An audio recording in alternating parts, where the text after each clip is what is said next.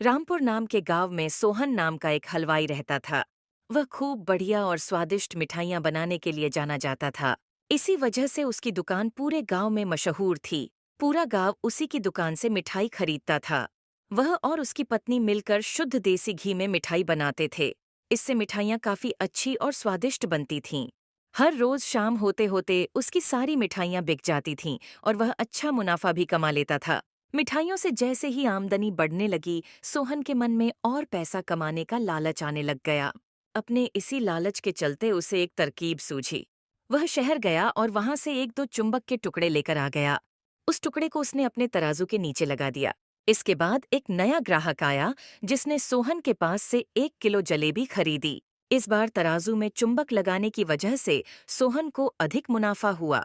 उसने अपनी इस तरकीब के बारे में अपनी पत्नी को भी बताया, लेकिन उसकी पत्नी को सोहन की यह चालाकी अच्छी नहीं लगी।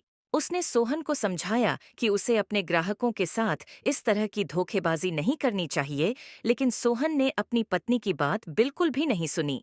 वो हर रोज तराजू के नीचे चुंबक लगाकर अपने ग्राहकों को धोखा देने लगा। इससे उसका मुनाफा बढ़कर कई गुना अधिक हो गया। इससे सोहन को काफी खुशी हुई। एक दिन सोहन की दुकान पर रवि नाम का एक नया लड़का आया। उसने सोहन से 2 किलो जलेबी खरीदी। सोहन ने इसे भी चुंबक लगे तराजू से तोलकर जलेबी दे दी। रवि ने जैसे ही जलेबी उठाई, उसे लगा कि जलेबी का वजन 2 किलो से कम है। उसने अपना शक दूर करने के लिए सोहन से दोबारा से जलेबी को तोलने के लिए कहा। रवि की बात सुनकर सोहन चिढ़ गया। उसने कहा, मेरे पास इतना फालतू समय नहीं है कि मैं बार बार तुम्हारी जलेबी ही तोलता रहूं। इतना कहकर उसने रवि को वहां से जाने के लिए कह दिया। सोहन मिठाई वाले की बात सुनने के बाद रवि जलेबी लेकर वहां से चला गया। वह एक दूसरी दुकान पर गया और वहां बैठे मिठाई वाले से अपनी जलेबी तोलने के लिए कहा। जब दूसरे दुकानदार ने जलेबी तोली तो जलेबी सिर्फ 1.5 किलो ही निकली। अब उसका शक यकीन में बदल गया था। उसे पता चल गया कि सोहन मिठाई वाले के तराजू में कुछ गड़बड़ है। अब उसने तराजू की गड़बड़ को सबके सामने लाने के लिए खुद एक तराजू खरीद लिया और उसे ले जाकर सोहन मिठाई वाले के दुकान के पास ही रख दिया।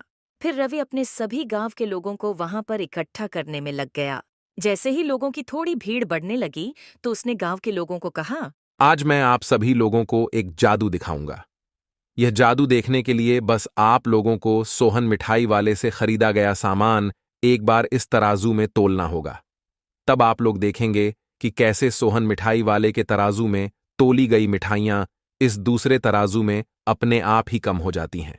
कुछ देर बाद एक दो लोग मिठाई लेकर रवि के पास पहुंचे, तो उसने ऐसा करके भी दिखाया।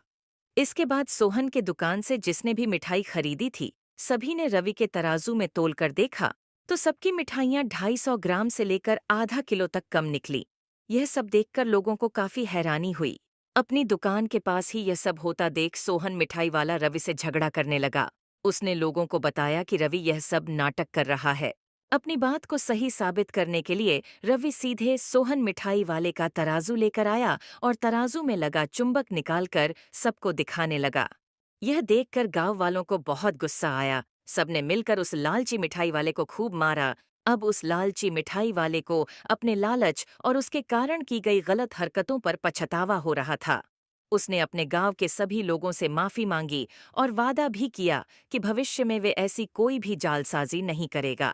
सोहन की इस धोखेबाजी से पूरा गांव नाराज था, इसलिए लोगों ने उसकी दुकान में जाना काफी कम कर दिया।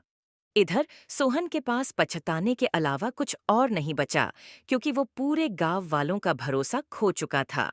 दोस्तों, इस कहानी से हमें यह सीख मिलती है कि हमें कभी भी लालच नहीं करना चाहिए। हमेशा ईमानदारी के साथ अपना काम करने से ही इंसान का नाम होता है। लालच के चलते भले ही कुछ समय के लिए अच्छा फायदा हो, लेकिन इससे इज्जत और आत्मसम्मान दोनों कम हो जाते हैं। तो दोस्तों, इस प्रकार की और शानदार कहानी देखने के लिए चैनल को जरूर से सब्सक्राइब कीजिएगा।